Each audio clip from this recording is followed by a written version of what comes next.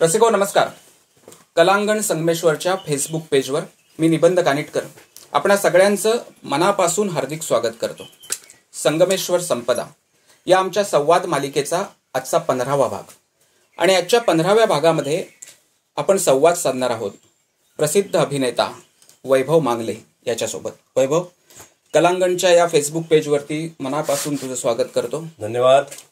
मित्रांनो, संगमेश्वर तालुक्यातील देवरुखच्या जवळ असलेलं कासार कोळवण हे वैभवचं मूळ गाव आणि या अर्थानं संगमेश्वर तालुक्याशी त्याची जुळलेली घट्ट अशी नाळ आणि संगमेश्वर तालुक्यापासून त्याचा सुरू झालेला प्रवास आणि त्याने अभिनय क्षेत्रामध्ये कमावलेलं नाव या सगळ्याचा उहापोह आपल्याला आजच्या मुलाखतीमध्ये करायचा आहे. परंतु खरं विचारलं तर कोण आहे वैभव मांगले? हा प्रश्न विचारायचं कारण वैभव मांगले अभिनेता आहे, वैभव मांगले चित्रकार आहे, वैभव मांगले गायक आहे, वैभव मांगले कवी आहे, वैभव मांगले लेखक आहे आणि या सगळ्याच्या पलीकडे जाऊन वैभव मांगले एक उत्तम माणूस आहे. या सगळ्याचा उहापोह, या सगळ्याचा आढावा आपल्याला आजच्या मुलाखतीमधून घ्यायचा आहे. आणि आजच्या मुलाखतीची जेव्हा आम्ही चर्चा सुरू केली तेव्हा वैभवने मला एक गोष्ट सांगितली होती, ती पाळण्याचा मी नक्की प्रयत्न करणार आहे आजच्या मुलाखतीमधून. वैभव मला असं म्हणाला होता की तेच प्रश्न विचारू नकोस. म्हणजे आतापर्यंत ह्या सगळ्या त्याच्या इतक्या मोठ्या कारकिर्दीमध्ये त्याने अनेक मुलाखती दिल्यात आणि मग त्या प्रत्येक मुलाखतीची सुरुवात तुझा संघर्ष कसा सुरू झाला, मग तू संगमेश्वर पासून मुंबईपर्यंत कसा पोहोचलास, तुला पहिला ब्रेक कुणी दिला, वगैरे वगैरे वगैरे अशा सगळ्या वेगवेगळ्या प्रश्नांनी होते. त्यामुळे ही पायरी टाळून आपल्याला आज वैभव समजून घ्यायचा आहे. म्हणजे या टप्प्यावरून आपल्याला पुढे वैभव समजून घ्यायचा आहे की वैभव हा या क्षेत्रामध्ये स्थिरस्थावर झालेला आहे. तो कसा स्थिरस्थावर झाला हे मित्रांनो आपण अनेक वेळेला पाहिलेला आहे आणि त्याच्यामुळे आता ह्याच्या पुढचा त्याचा प्रवास या निमित्ताने आपल्याला आजच्या मुलाखतीतून समजून घ्यायचा आहे. वैभव, पुन्हा एकदा या कलांगण संगमेश्वरच्या फेसबुक पेजवरती स्वागत करतो. मी आत्ता सुरुवातीला म्हटलं त्याच्याप्रमाणे तुझी अनेक रूपं ही अख्ख्या महाराष्ट्राने नव्हे पूर्ण देशाने पाहिले. अभिनेता वैभव मांगले हा तर सगळ्यांचा लाडका आहेच. त्याच्यामुळे वैभव मांगलेची मुलाखत घ्यायची आणि त्याला अभिनयाविषयी विचारायचं नाही हे तर केवळ अशक्य आहे. त्याच्यामुळे अभिनेता वैभव मांगलेबद्दल बोलणारच आहे, पण ते शेवटी बोलणार आहे. सुरुवात चित्रकार वैभव मांगले इथपासून करतो. मंडळी, वैभव मांगले हा जरी प्रसिद्ध अभिनेता म्हणून आज तुम्ही सगळेजण त्याला ओळखत असलात तरी मूळ पैसापंड हायस्कूल पासून सुरू झालेला प्रवास, पैसापंड हायस्कूल, तिथून देवरुख कॉलेज, त्याच्यानंतर मला वाटतं गोगटे जोगळेकर कॉलेजचाही विद्यार्थी आणि BSc BEd असं शिक्षण घेऊन नंतरचा हा सगळा प्रवास आहे. BSc BEd आणि चित्रकला आणि अभिनय हे काय नक्की प्रकरण आहे? चित्रकलेची सुरुवात कशी काय आहे? सर्वप्रथम सगळ्यांचे मी आभार मानतो आणि विशेषतः कलांगणचे की त्यांनी मला इथे बोलावलं आणि बोलण्याची संधी त्यांनी दिली. तर विशेषतः संगमेश्वर तालुका असं म्हटल्यानंतर आपला जिव्हाळ्याचा विषय असतो. त्यामुळे आमचे जे जोशी आहे पेंडसे आहेत, श्रीनिवास पेंडसे, तर ते दर 4 दिवसांनी कधी येतोय विचारून शेवटी म्हटलं मुलाखतीसाठी तरी जायला पाहिजे आपल्याला, म्हणून नाही गावी आलोय, काहीतरी काम काढलंय, तुम्ही बोलवा मुलाखतीला असं मी त्यांना सांगितलं. पण खरंच आनंदाचा भाग आहे की आपल्याच लोकांच्या समोर आपण बोलते होतो. ही एक खूप चांगली गोष्ट असते आणि कौतुक असतं म्हणून लोक बोलवत असतात. तर सगळ्यांचे आभार आणि सर्व प्रेक्षकांचं मी पुन्हा एकदा स्वागत करतो. तुझे जे प्रश्न आहेत सगळे इतके प्रश्न विचारलेस तू आणि मनात तुझे इतके प्रश्न आहेत, तर कशापासून सुरुवात करायची हा खरा मुद्दा आहे. पण तरी सुद्धा जो आत्ता प्रश्न विचारलायस त्याच्यापासूनच सुरुवात करूया. आयुष्यामध्ये जेव्हा मी या टप्प्यावर होतो की आता नक्की काय करायचं, कारण आपल्या कोकणामध्ये अशी फार भयंकर समस्या असते मुलांच्या समोर की आता इथे राहून करायचं काय. खरं, तसा काही औद्योगिक क्षेत्र नाही आपल्याकडे किंवा मुंबई पुण्यासारखं IT सेक्टर नाही. की जिथे मुलं काहीतरी करू शकतील, किंवा इतर काही सेवा पुरवण्याच्या सुद्धा ज्या काही रोजगार जो उपलब्ध होतो त्याच्यातून, तसंही इथे काही विशेष नाहीये. अशा पार्श्वभूमीवर, आणि तो जर काळ बघितला तर तो काळ आजपासून 25-30 वर्षापूर्वीचा काळ आहे. तर त्या काळामध्ये सुद्धा सरकारी नोकरी करणं हे फार मोठं अचीव करणारी गोष्ट मानली जात होती. म्हणजे आज माझ्याबरोबरचे सुद्धा बहुसंख्य जे माझे मित्र आहेत ते असेच कुठे कुठे नोकऱ्या करणारे आहेत. कोणी व्यवसाय केलेल्याचं मला माहिती नाहीये. म्हणजे ज्यांचा आईवडिलांकडून त्यांच्याकडे आला असेल तर त्यांना मिळालं असेल तर असे असतील काही लोक. पण लोक एमआर झाले. माझ्याबरोबरचे अनेक मित्र एमआर झाले, पण त्यांनी स्वतःचा व्यवसाय केला नाही म्हणा, किंवा पण ते पुन्हा तेच आहे की तुम्ही मुलांना काय पद्धतीने ग्रो करता. त्यातला मुद्दा असा आहे सगळ्यात महत्वाचा, शिक्षकी पेशा. म्हणजे मी आई वडिलांना तेच सांगत होतो की मला बीएससीला टाकू नका, मला सायन्स मधलं काहीही आवडत नाही, मला काहीच आवडत नाही त्याच्यातलं.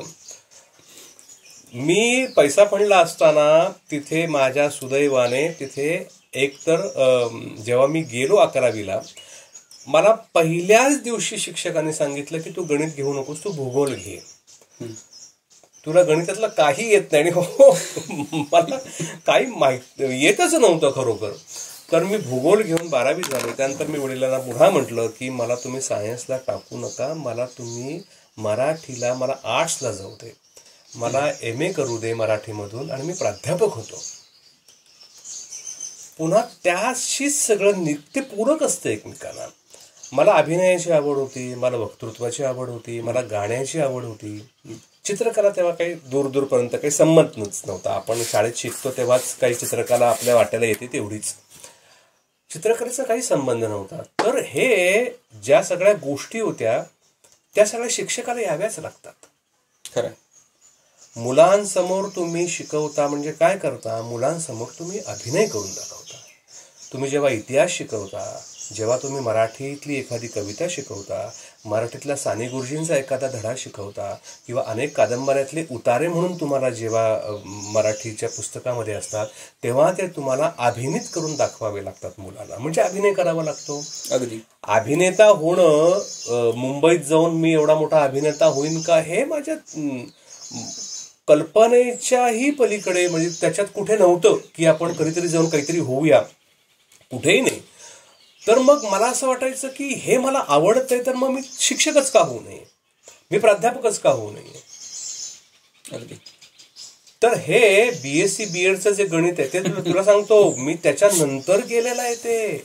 बीएससी झाल्यानंतर 3-4 वर्षांनी केलेलं आहे ते. त्याच्या अगोदर कोकण कॅप्सूलला नोकरी करून झाली.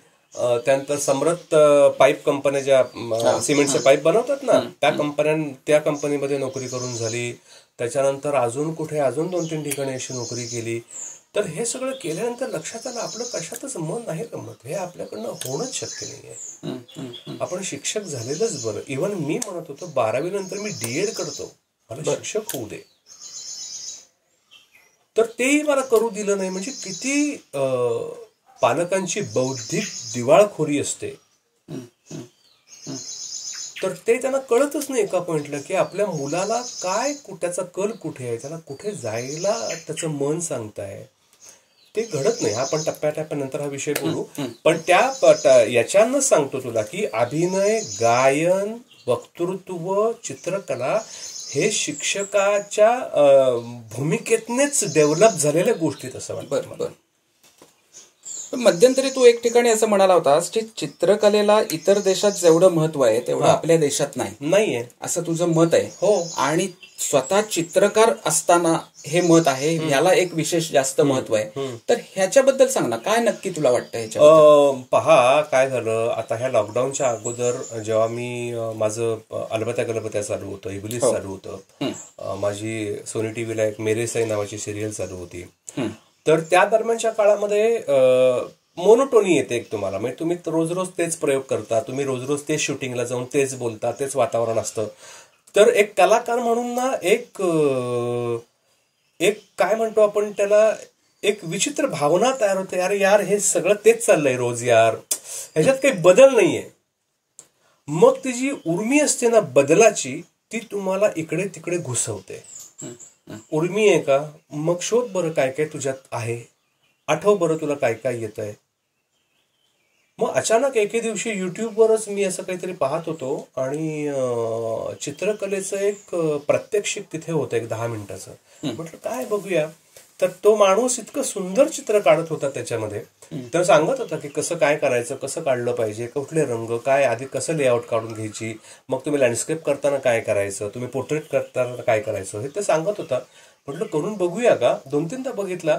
मग मुलीचाच कागद घेतला, तिचेच रंग घेतले शाळेतले आणि म्हटलं करून बघूया. आणि तो सांगतोय त्याबर हुकूम मी ते चित्र काढत गेलो आणि ते दाखवलं त्यांना. तर बायको आणि मुलगी म्हणाली अरे छान झालंय, रंग वगैरे सगळं छान माहिती दिसतं, छान दे. म्हटलं बघूया. आणि मग मी ना रोज एका चित्राचा सराव करायला लागलो प्रात्यक्षिक बघून. आणि साधारण एक 8-15 दिवस झाले. आता म्हटलं हे न पाहता आपण एक फोटोवरून चित्र काढूया. मग एक फोटो बघितला, त्याच्यावरनं चित्र काढून बघितलं, तर ते पण जमलं. आणि नंतर हळूहळू असं लक्षात आलं की हे एक मेडिटेशन आहे उत्तम.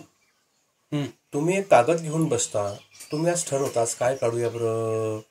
आणि असंही नाही की रोज तुम्हाला चित्र काढायची उर्मी होते. मला 15-15 दिवस हातात ब्रश घ्यायची इच्छा होत नाही, पण एखाद दिवशी मला एवढी उर्मी होते की मी एकेका दिवसामध्ये 2-2 चित्र काढतो आणि मी रात्री 2-2, 3-3 वाजेपर्यंत चित्र काढत बसतो. आणि त्या दिवशी मला शुद्धच राहत नाही कधी कधी की आपण जे काही काढतोय ते. तर मग मला वाटलं की ही एक उर्मी आहे आणि ते आपण म्हणजे तुमच्या आतमध्ये जो एक सर्जनशील, एक सृजनशील कलाकार असतो, तर तो फक्त अभिनय करत बसत नाही, तो फक्त गाणं म्हणत बसत नाही, तो फक्त फोटोग्राफी करत बसत नाही, तो फक्त चित्र काढत बसत नाही, तर तो अनेक त्याला ना वाटा शोधत राहतो. त्या उर्मीला, कलेच्या उर्मीला वाटा शोधत राहतो. गाणं ऐकणं म्हणजे मला क्लासिकल ऐकायला खूप आवडतं. मी सुगम खूप कमी ऐकायला अलीकडच्या काळात मी किशोरीबाई जेवढे ऐकतो किंवा लताबाई तेवढं मला दुसरं मी ऐकत नाही. मला वाटतं की क्लासिकल ऐकणं ही सुद्धा एक कला आहे. गाणं ऐकणं ही सुद्धा कला आहे. तुम्ही गाणं कसं ऐकलं पाहिजे, जसं कुमारजी सांगायचे की मी गातो याच्याही पेक्षा जास्त तो ऐकणारा काय ऐकतोय त्याच्यावर मी काय गाणं म्हणायचं हे ठरवतो. मला गाणं येतच सगळ्या प्रकारचं, तो ऐकणारा कसं ऐकतोय. जसं किशोरीबाईंचं पण तेच व्हायचं की त्यांनी जर चलबिचल झाली तर त्यांना भयंकर त्रास व्हायचा. अरे मी इतकं काहीतरी गातीये जे तुला एका वेगळ्या विश्वात घेऊन जाणार आहे आणि तू फोन काय बघतोय मूर्खा, असं त्यांचं व्हायचं. तर ते आहे ते. तर मला वाटतं की त्या वाटा शोधत राहतो. आणि म्हणून हा जो प्रश्न आहे की आपल्याकडे चित्रकलेला तेवढं महत्व का नाहीये, याचं कारण तो संस्कार नाहीये. युरोपमध्ये गेलात जेव्हा मी, आता पुन्हा तेच आहे, चित्रकलेचा संस्कार माझ्यावर कुठून झाला. माधवी पुरंदर यांचं व्हॅन गॉगचं जे आत्मचरित्र आहे, आत्मचरित्र नाहीये, त्याच्यावर कोणतरी पुस्तक लिहिलंय, ते पुस्तक वाचनामध्ये आलं मध्यंतरी माझ्या. म्हणजे त्यालाही खूप वर्ष होते. आणि व्हॅन गॉग जेव्हा मी वाचला तेव्हा मी म्हटलं तो स्किझोफ्रेनिक होता, तो वेडसर होता. म्हणजे इतका वेडसर होता की त्याने एकदा त्याचं 12 बाले बरोबर त्याला प्रेम होतं त्याचं. आणि तो तिला नेहमी प्रेम माझं स्वीकार असं म्हणायचं आणि ती नेहमी त्याला नकार द्यायची. आणि अचानक एके दिवशी ती म्हणाली चल मी तुझं प्रेम स्वीकारते, तुझं मला हा कान कापून दे. तर त्याने लिटरली चाकू घेऊन कान कापून दिला होता तिला. तो इतका वेडा होता. आणि असा वेडसर, त्या अर्थाने वेडसर चित्रकार जेव्हा चित्र काढतो. आणि त्याची व्हॅन गॉगची चित्र बघितली जेव्हा मी ॲम्स्टरडॅमला गेलो होतो तेव्हा मी त्याची चित्र बघताना हमसाहमशी रडत होतो मी. कारण मला दिसत होतं की त्या चित्रांमध्ये त्याने जे रंग पेरलेत ते रंग इतके अद्भुत आहेत. त्याची कॉन्सेप्ट, त्याचं स्टारी नाईट नावाचं एक चित्र आहे ते बघा, किंवा ते सूर्यफुलांचं चित्र आहे ते बघा. म्हणजे अनेक जगातले चित्रकार असं म्हणतात की सूर्यफुलाचा जो रंग आहे त्याने दिलेला, ती शेडच आम्हाला जमत नाही त्या रंगाची. म्हणजे त्यानं काय केलं असेल, याचा अर्थ आहे की त्यानं त्याच्यामध्ये त्याचं मन घातलंय. जसं किशोरीबाई म्हणायच्या, माझं गाणं रागापासून सुरू होत नाही, माझं गाणं सुरांच्या श्रुतीपासून सुरू होतं. तर मला वाटतं की हे शिक्षण आपल्याकडे कुठे देतात. चित्रकला हा तशा खऱ्या अर्थाने बघायला गेलं तर एक शाळेतला ऑप्शनला टाकलेला विषय आणि त्याच्यावर फार कॉन्सन्ट्रेट, म्हणजे आता त्या मार्काच्या जमान्यामध्ये तर त्या विषयावरती कॉन्सन्ट्रेट न होणारा विषय अशाकडेच त्याच्यानी पाहिलं जातं. मी मंडळी सुरुवातीला म्हटलं होतं की वैभव मांगलेची जी मी अनेक रूपं सांगितली त्याच्यामध्ये मी वैभव मांगले हा कसा उत्तम माणूस आहे म्हणून सांगितलं. त्याचं प्रत्यंतर आपण आता घेतला असाल, तो जेव्हा म्हणाला की ते चित्र पाहताना मी हमसाहमशी रडायला लागलो, ह्याच्यातूनच एक संवेदनशील मन की जे माणसासाठी आवश्यक असतं, चांगल्या माणसासाठी आवश्यक असतं, ते दिसून येतं. वैभव, हाही एक आणखीन पैलू त्या निमित्ताने तुझा ह्याच्यामध्ये आला. अर्थात तू जरी म्हणत असलास की हे मी सगळं हौस म्हणून करतो किंवा मला ती कधी प्रेरणा मिळाली हे माहीत नाही, तरी सुद्धा अख्ख्या महाराष्ट्रानं या लॉकडाऊनच्या काळात तुझी चित्र पाहिलेत आणि ती पाहिल्यानंतर कोणीही असं म्हणू शकत नाही की हा हौशी चित्रकार आहे, हा प्रोफेशनल चित्रकार आहे असंच वाटावं. इतकी सुंदर चित्र. आता मी लॉकडाऊनच्या काळामध्ये चित्र काढली आणि आता रंगभूमीवरच्या कामगारांचे फार वाईट हाल झाले होते, तेव्हा ती चित्र मी सेल केली. काही बरीचशी चित्र सेल केली.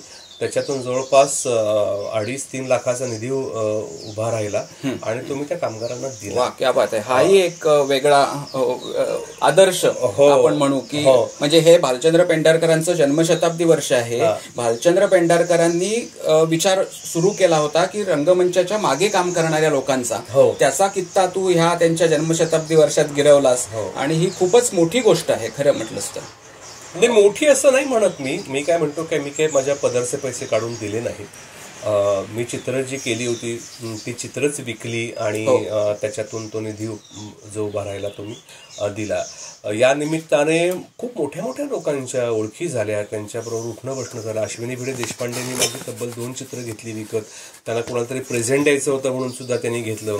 आमच्या क्षेत्रातल्या काही लोकांनी घेतलं, काही लोकांनी घेतो सांगून नाही घेतलं, काही लोकांना ते मोफत हवं होतं पण मी ते दिलं नाही त्यांना. तर त्या अनेक गोष्टी त्याच्यामध्ये आहेत.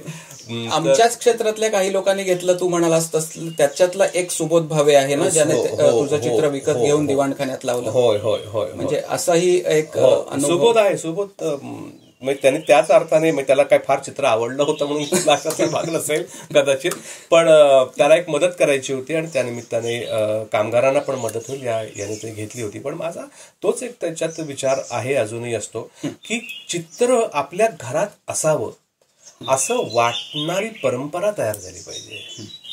जसं बाहेरच्या देशांमध्ये माझ्या घरामध्ये अमुक अमुक पेंटरचं चित्र पाहिजे म्हणून लोक वर्षानुवर्ष पैसे जमा करतात.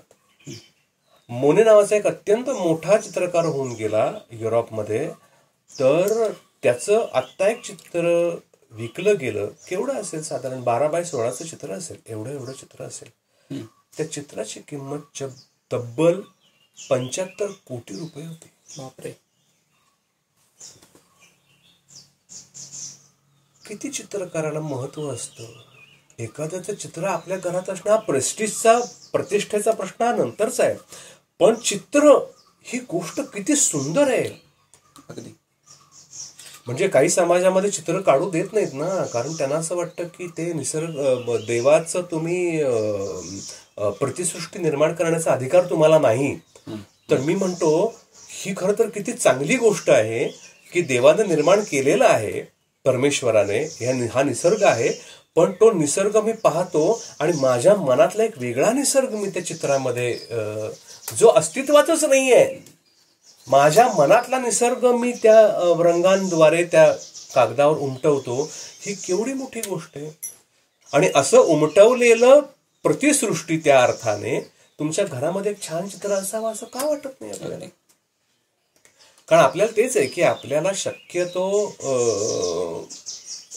कला असं म्हटलं की त्यांना लोकांना खूप जड वाटतं की कला, अरे काय कलेबद्दल काय बोलतं कला, पण ही कला जीवनाचा भाग आहे. म्हणजे जीवनासाठी कला का कलेसाठी कला? तर माझं म्हणणं आहे जीवनासाठी कला. तुमचं जीवन अधिक सुंदर, अधिक समृद्ध, अधिक मौल्यवान बनवण्याचं काम कला करते ना. कलेनं काय मिळतं माहित नाही, पण आयुष्यात कला असेल तर तुमचं जीवन मोठं होतं. अगदी. म्हणून प्रत्येक माणसाला काही ना काहीतरी छंद पाहिजे, कला जोपासण्याचा छंद पाहिजे, कलेचा भोग घेण्याची इच्छा पाहिजे. म्हणजे आम्ही म्हणतो ना की क्लासिकल मैफिलीला आम्ही जेव्हा उठून जातो सकाळी किंवा रात्रीचे, तेव्हा आम्ही ती क्लासिकलची मैफिल भोगत असतो एका अर्थाने, आणि तृप्त होतो ना आम्ही. म्हणजे माझं आयुष्य कणभराने का होईना मोठं होतं. माझं हे मोठं होतं ना, ते आपण मुलाला शिकवत नाही, ते शिकवायला पाहिजे असं माझं म्हणणं आहे. ही कला जीवनासाठी किती महत्वाची आहे हे खरं तर त्याच्यातून आपल्याला मांडायचं आहे. आणि एकाच व्यक्तीमध्ये जेव्हा अशा अनेक प्रकारच्या कला असतात, त्यामुळे ती व्यक्ती अधिकाधिक समृद्ध होत जाते. कशी? त्याचं उदाहरण म्हणजे वैभव आहे. चित्रकलेविषयी बोललो, गायन कलेविषयी. तुझ्या बोलण्यातनं मगाचपासून अनेक वेळेला किशोरीताईंचा उल्लेख येतोय. किशोरीताईंचा विशेष प्रभाव हा एकंदर तुझ्या व्यक्तिमत्वावर, तुझ्या गायन ह्या कलेच्या प्रकारावर सुद्धा आहे. काय सांगशील किशोरीताईंबद्दल? म्हणजे हा विषय तुम्ही आता काढलात मगापासून, निबंध तू बोलतो पण आहेस. मी तेच म्हणतो की जेव्हा मी माझ्या कलेविषयी बोलायला सुरुवात करतो तेव्हा या सगळ्या गोष्टी मला वाटतं अनिवार्य आहेत माझ्यासाठी. की आणि जेव्हा मी अभिनय ही कलेविषयी जेव्हा बोलतो तेव्हा अभिनय ही काय म्हणतो आपण त्याला, थोडीशी दुय्यम दर्जाची कला आहे असं वाटतं मला. कारण त्याच्यामध्ये बघ, जोपर्यंत तू चांगलं मला काही लिहून देत नाहीस, समोर चाललेला कॅमेरा मला चांगलं टिपत नाही, मला दिग्दर्शक नीट सांगत नाही काय करायचं काही नाही करायचं, माझ्याबरोबर काम करणारा को आर्टिस्ट जर बरा नसेल, तर माझी कला फुलूनच येऊ शकत नाही. खरं. अभिनेता किती चांगला असेल पण त्याला या जर सगळी चौकट नाही चांगली मिळाली तर त्या कलेचं चीज नाही होत. म्हणजे मग ती कशावर तरी अवलंबून असणारी परावलंबी कला आहे, आणि म्हणून ती दुय्यम दर्जाची आहे असं वाटतं मला. गाण्याला तू इथे बस, एक तंबोरा घे, पेटीला कुणी तुझ्यावर असेल नसेल, तबल्याला कुणी असेल ना नसेल, पण मी सकाळी जर बसलो इथे आणि मला अहिर भैरव गायचं असेल तर मला तास 2 तास कुणाचीही गरज नाही. अगदी. हा सगळा परिसर मी अहिर भैरव बनवू शकतो. याला चित्रकलेला सुद्धा माझ्या हाताशी 4 रंग असतील, कॅनव्हासचा एखादा हे असेल, तर मी तासन तास त्या चित्रामध्ये मला कोणाची गरज नाही तिथे. अगदी. तुला दाखवेन तेव्हा कळेल मी काय केलंय ते. पण मी खोटं वाटेल, एखाद्या रंगाची शेड मला जमत नसते, मी ते खूप करून बघतो, मारून बघतो, आणि ती जमत नाही मला. आणि जेव्हा मी एकदा त्याचा असा फटकारा मारतो तेव्हा सुद्धा माझ्या डोळ्यात पाणी येतं की अरे काय जमलं हे.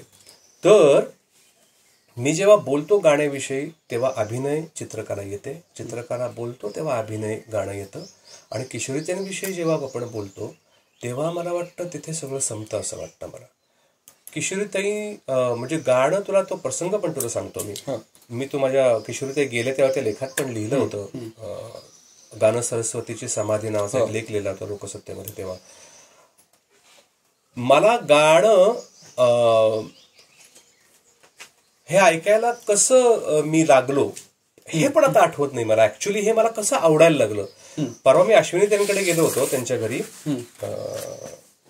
तर त्या मला म्हणाल्या की एक विचारू का तुम्हाला मागणं. म्हटलं हो विचार. तुम्हाला हे क्लासिकल ऐकायची कशी काय सवय लागली, म्हणजे आवड कशी निर्माण झाली. कारण तुमचं काही बॅकग्राऊंड नाही, काही नाही, तुमच्या आजूबाजूला असं कुठे क्लासिकलचं वातावरण आहे असंही नाही. म्हटलं माहित नाही ताई, खरं तर मी भीमसेन जोशी आणि परवीन सुलताना वगैरे लोक कधी ऐकायला लागलो होतो मी या गायकांना, आणि अचानक एके दिवशी मला किशोरीताई ऐकायला मिळाल्या आणि मला वाटलं की हेच माझ्या कानांना जे ऐकायचं आहे ते हेच आहे. आणि त्यानंतर मी मुंबईत गेलो, मग किशोरीताई, आणि एकदा असं वाटलं मला की आपण किशोरीताईंना भेटलं पाहिजे. मग काय करायचं असा खूप घाबरत कुणाकडे नंबर पाठवला. तर एकाच नटाकडे त्यांचा परिचय होता आणि त्या नटाकडे मी नंबर मागितला. आणि म्हणजे बघा कशी आपण किती काय म्हणतो आपण त्याला, कशी किंमत नसते. त्या नटाकडे नंबर मागितला. म्हटलं अरे मला किशोरीताईंचा नंबर देशील का, तुझ्याकडे आहे. अरे त्यांचा नंबर काय, तुझ्या समोर आणतो ना त्यांना गायला. म्हटलं कोण आहेस तू. असं बोलण्याचं धाडस कसं होतं तुमचं? तर मी त्याच्याकडनं नंबर घेतलाच नाही. मग मी दुसऱ्या कोणाकडनं तो नंबर मिळवला. मग किशोरीताईंचं बोलणं झालं वगैरे सगळं. मग त्यांच्या मी घरी जायला लागलो. मला त्यांचा 5 वर्ष सहवास मिळाला. मी आठवड्यातनं एकदा तरी त्यांच्या घरी जात असे, त्यांच्याजवळ बसत असे. त्या कधी कधी माझ्याशी बोलत पण नसत, कारण त्यांचा काहीतरी रियाज वगैरे कोणतरी आलेला असेल तर मी आपल्या कोपऱ्यात तिथे जाऊन बसायचो, त्यांच्याकडे बघत बसायचं. त्यांच्याकडे बोलल्या तर नाही निघून जायचं. इतका मी त्यांच्या जवळ होतो. त्यानंतर त्या फोन नाही केला की ओरडायच्यात, बऱ्याच दिवसात फोन नाही केलास, फोन करत जा. मग किशोरी आज आहे उद्या नाही, मग काय करशील? नाही करतो. मी रोज फोन करायचो. पण त्यांच्या घरी ती एक मीना नावाची काम करणारी होती, ती घ्यायची फोन. मी विचारायचो आज कशा झालं, रियाज कसा झाला, कोण कोण आलं होतं वगैरे माहिती सांगायची. मग ती ताईंजवळ पोचवायची. ताईंशी बोलता बोलता त्यांच्या गाण्यातलं मर्म जे होतं ते इतकं मला सापडत गेलं किंवा कळत गेलं. आणि ते मला असं वाटतं की प्रत्येक कलेमध्ये ते असतं. म्हणजे त्या मला म्हणाल्या एके दिवशी, मी म्हटलं ताई तुमचा बागेश्री आज ऐकला, उद्या दुसऱ्या मैफिलीत ऐकला तर तो पूर्णपणे वेगळा कसा असतो? त्यावर त्या असं म्हणाल्या की बागेश्री हा अनंत आहे. त्याची कॉम्बिनेशन्स जी करता येतील ती अनंत आहेत. फक्त माझ्या बुद्धीला झेपेल एवढी त्याची मी कॉम्बिनेशन करते आणि मी तुम्हाला तो ऐकवण्याचा प्रयत्न करते. त्यांनी इतकं सुंदर सांगितलं. त्या म्हणाल्या प्रेम या विषयावर तू नाटक सादर करतोस तर तू प्रेम सादर करतोस का? नाही ना. तुला समजलेलं प्रेमाचं रूप तू त्या नाटकामध्ये घालून तो सादर करतोस. म्हणजे प्रेम असतं का? नाही. तसा बागेश्री हा अनंत आहे. त्याचं समजलेलं एक नाट्य जे आहे, मला गुरुजनांकडून माझ्या बुद्धीने समजाने ते नाट्य मी सादर करते तासाभरामध्ये तुझ्यासमोर. तर म्हटलं हे केवढं आघात आहे. हा विचार कोण करतो असा संगीताचा? मग त्या म्हणाल्या की मग त्या बागेश्रीला पोषक काय आहे, त्या बागेश्रीचं मन कसं आहे. प्रत्येक रागाला एक पर्सनॅलिटी असते, एक व्यक्तिमत्व असतं त्या याचं. आणि ते व्यक्तिमत्व जसं असतं तसं आपण ते सादर करत राहतो. जसं त्या म्हणाल्या तुला रामाची भूमिका सादर करायची असेल तर राम कसा पाहिजे रे? तर राम हा मृदुभाषी आहे. त्याचं व्यक्तिमत्व प्रखर नाहीये. तो सौम्य मृदू स्मितहास्य असलेला, त्याच्या हातात एक वनातला असेल तर तो त्याच्या खांद्याला धनुष्य आहे. भगवी वस्त्र त्यानं परिधान केलेली आहेत. तर असा तू सादर कर. म्हणजे तो राम ना. त्यात तुझा टोनही रावणासारखं बोलून चालेल का रामाने? नाही ना. त्याला त्याची एक भाषा आहे. तर हे रागातही सांभाळावं लागतं. मारव्यातलं जे रुद्र रूप आहे तर ते तसं घालावं लागतं. यमन मधली व्याकुळता त्यात घालावी लागते. म्हणून ताईंच्या गाण्यामध्ये इमोशन असायच्या. तिथे तांत्रिक गाणं नव्हतं. आता बघा मी कशा ताना घेतो आणि बोल आलाप बघा, बोलताना बघा माझ्या कशा आहेत त्या, आणि मी कशा विजेसारख्या ताना घेते आणि असाच वरता षड्ज लावते की थरकाप उडाला पाहिजे समोरच्या. असं त्यांचं गाणं कधीच नव्हतं. तुम्ही त्यांचं 60 पासूनचं गाणं काढून बघा आत्तापर्यंत, गाण्यात बदल जरूर झालाय, पण गाणं असं कधी नव्हतं. हे ठरवणं कलाकारासाठी किती महत्वाचं असतं. अगदी. मी वैभव मांगले कलाकार म्हणून एका पॉइंटला जेव्हा म्हणतो हे आपण शिकत जातो. मी तेच तुला म्हणतोय, मी काय शिकतो लोकांकडून, तर हे शिकतो. त्या नेहमी असं म्हणायच्या. म्हणजे मी जे एका मैफिलीला होतो त्यांच्या, तर समोर अनेक मोठे प्रतिष्ठित गायक बसले होते सुगम गीत गाणारे. तर ताईंनी पार्ल्यातच झाली होती त्यांची मैफिल. ताईंनी तोडी गायल्या, नंतर ललित पंचम गायल्या, आणि कोणीतरी म्हणालं भजन. त्यानंतर पाटणा अजून कोणतरी म्हणालं की ते त्यांची हिंदी गाणी आहेत ना त्यातली काही ते काहीतरी म्हणा. तर त्या उठता उठत होत्या आणि तशाच बसल्या. तर त्या म्हणाल्या की हे सगळं मला येत नाही, अशातला भाग नाही, हे मला सगळं येतं, पण तो गाण्याचा माझा पिंड नाहीये. मी फक्त क्लासिकलच म्हणते. ते गाऊन घ्यायचं असेल तर बाकी समोर अनेक लोक बसले, त्यांच्याकडनं गाऊन घ्या. इतक्या फटकळ होत्या त्या. तर मला काय म्हणायचंय की आता त्यावरनं मी काय घेतलं किंवा मी काय सांभाळलं, कॉमेडी स्किट करायचे नाहीत. नाही का, आपल्याकडे मोठ्या काहीतरी जत्रा भरतात आणि त्याच्यात एक रंगारंग कार्यक्रम असतो आणि त्यात पूर्वी विशाखा सुभेदार आणि वैभव मंगले यांची एक जोडी दोन स्किट सादर करायची. ते मी बंद केलं कायमचं. त्यात पैसे मिळतात, चांगले पैसे मिळतात. कुठल्याही टीव्हीवरच्या कार्यक्रमांमध्ये फू सारखी स्किट करायची नाही. कारण ते करताना माझ्या असं लक्षात आलं की मी देवरुख पासून मुंबईपर्यंतचा प्रवास हे करण्यासाठी नाही केलाय. मला एक अभिनेता म्हणून जर नाव कमवायचं असेल, जर मोठं व्हायचं असेल, तर मला चांगल्या भूमिकांची निवड करूनच, भलेही काय म्हणतो आपण त्याला, तेवढे पैसे नाही मिळणार जे तथाकथित लोकांना हे सगळं करून मिळतात. आणि लोक त्याच्यासाठी रात्रंदिवस ते करत राहतात, या गावातून त्या गावात त्या गावात. ते आपण करायचं नाही.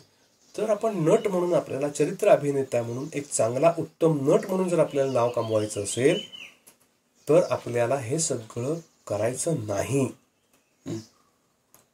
हे ठरवावं लागतं आपल्याला एका पॉईंटला.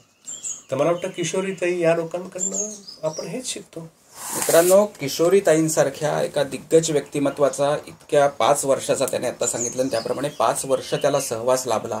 ही केवढी मोठी गोष्ट आहे, ही कदाचित सर्वांनाच याची कल्पना येणार नाही की त्याचं महत्व किती आहे.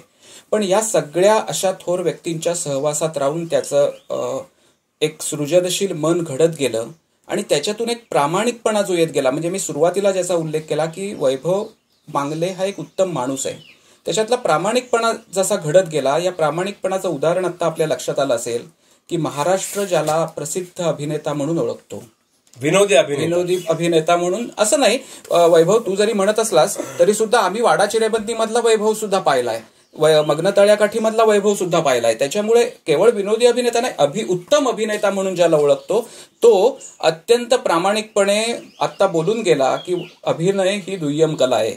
त्याच्यावरचं त्याचं स्पष्टीकरण आहे.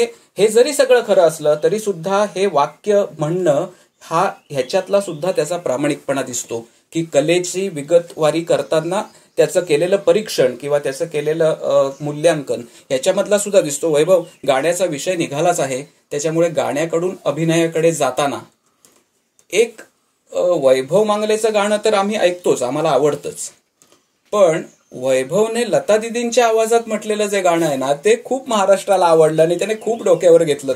तर एक झलक त्याची घेऊन आपण तुझ्या अभिनयाच्या प्रवासाकडे जाऊया. ते झलक आता मला माहित नाही तो आवाज किती कसा येईल तो, पण पुन्हा तेच आहे की अर्थात लोकांना असं वाटतं की मी चेष्टा करतो त्यांची, पण तो चेष्टेचा भाग नाहीये, त्या दैवत आहेत या अगदी. किंवा मी म्हणतो की महाराष्ट्राला गाण्याचा कान देण्याचं काम जर कोणी केलं असेल तर ते लताबाईंनी केलेलं आहे. म्हणजे लताबाईंचं गाणं ऐकत असेल माणूस तर कुठलाही बेसूर गायक तुम्ही खपवून नाही घेऊ शकत. त्यांनी इतकं सच्चा सूर आणि प्रामाणिक सूर दिला आणि खरा सूर, जो तेजस्वी सूर काय असतो हे अखंड देशाला जगाला सांगितलं त्या लताबाई आहेत. तर आपण त्यांची नक्कल काय, आपली तेवढी अवकातही नाहीये. धुळीचा एक सहस्त्रांश असा वगैरे आपण धुळीच्या कणाचा एवढंच आपली लायकी आहे त्यांच्यासमोर. तर मी त्यांची नक्कल करतो, मी त्यांची स्टाईल मला फार आवडते एकूणच. आणि त्यांचे रेकॉर्डिंग्स काढून बघा तुम्ही कधीतरी. लताबाई एक्सप्रेशन लेस गातात, चेहऱ्यावर इमोशनच नाही. मी काय गायक नाही का असं करू, त्यांचं कुठे काही नाही, त्या माईक समोर उभ्या असतात, शांत चित्त असतं आणि कळतं त्याने किती कॉन्सन्ट्रेट केलंय. म्हणून त्यांच्या बघा अशा हालचाली होतात.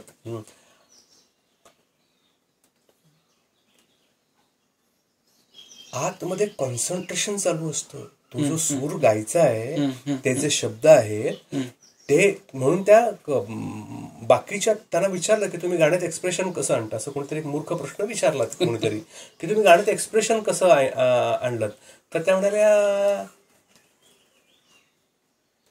सुरात गायलं की एक्सप्रेशन येतं. क्या बात आहे. किशोरी तर वेगळं काय करतात, कुमारजी वेगळं काय करतात. मला हवा असलेला सूर लावता येणं, तर मग किशोरी त्यांच्या गाण्यांवर नेहमी असा आक्षेप होतो की त्या कमी सूर लावतात, एखादा सूर कमी लावायचा, एखादा सूर चढा लावायचा. तर मला असं म्हणायचंय की एखादा सूर ऐनवेळी चढा लावणं किंवा कमी लावणं याच्यासाठी केवढी प्रतिभा पाहिजे हो. इथं शिकवलेला सूर लावता येत नाही, पहिला षड्ज लावता येत नाही लोकांना. तिथं मला हवाय म्हणून मी हा सूर कमी लावणं आणि चढा लावणं, फक्त वातावरण निर्मिती करायची आत्ता या ठिकाणी मला साधायची आहे. ही केवढी प्रतिभा आहे ही. तर लताबाईंचं ते फार वैशिष्ट्य आहे. म्हणजे मी असं ऐकलंय अनेक ठिकाणी ह्याच्यामध्ये ते सांगतात की बाळ मंगेशकर सांगतात की अगं दिदी जरा ती निषादावरची एक श्रुती कमी कर. म्हणजे हे बोलताना सुद्धा जीभ जड होते आपली आणि त्या श्रुती कमी करतात. एक श्रुती कमी कर म्हणजे केवढी प्रतिभा असावी, केवढं वरदान असावं देवाचं. असामान्य आहे, असामान्य. ही माणसं मला तेच वाटतं की ही माणसं या भूतलावरची नाहीच. तर लताबाईंचं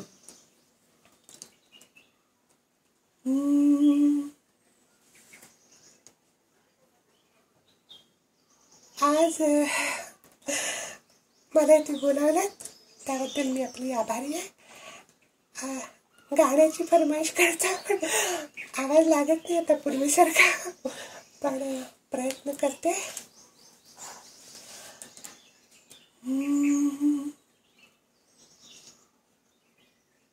मुगेरा फुलेला, मुगेरा फुलेला, फुले विचिता बहरू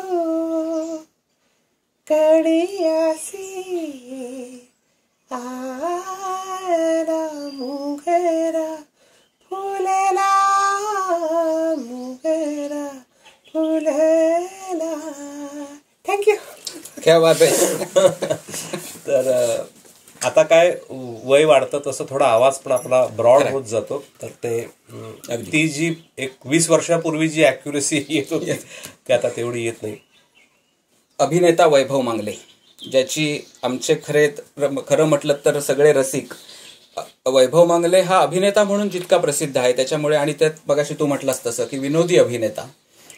जरी आम्ही तुला उत्तम अभिनेता असं मानत असलो तरी महाराष्ट्राने विनोदी अभिनेता म्हणून सुद्धा तुला पाहिलेलं आहे. एस्पेशली ते जे तुझं फू बाई फू आणि हे सगळे ज्या स्किट्स होत्या, तू आता म्हणलास की मी आता बंद केलं ते करणं, पण ह्याच्यातनं सुद्धा लोकांनी तुला खूप पसंत केलंय. आणि त्याच्यामध्ये एक वेगळ्या दृष्टीने मला विचारायचं आहे की स्त्री भूमिका तू केल्यास. पूर्वीच्या काळी ही स्त्री भूमिका पुरुष करण्याची पद्धत होती आपल्याकडच्या रंगभूमीवरती, पण त्यावेळेला ती अपरिहार्यता होती. तेव्हा स्त्रिया रंगमंचावर काम करायला लागल्या नव्हत्या. आज रंगमंचावरती स्त्रिया आल्यानंतर सुद्धा तू स्त्री भूमिका जेव्हा करतोस, या दोन्ही वेळच्या परिस्थितीकडे तू कसं बघतोस?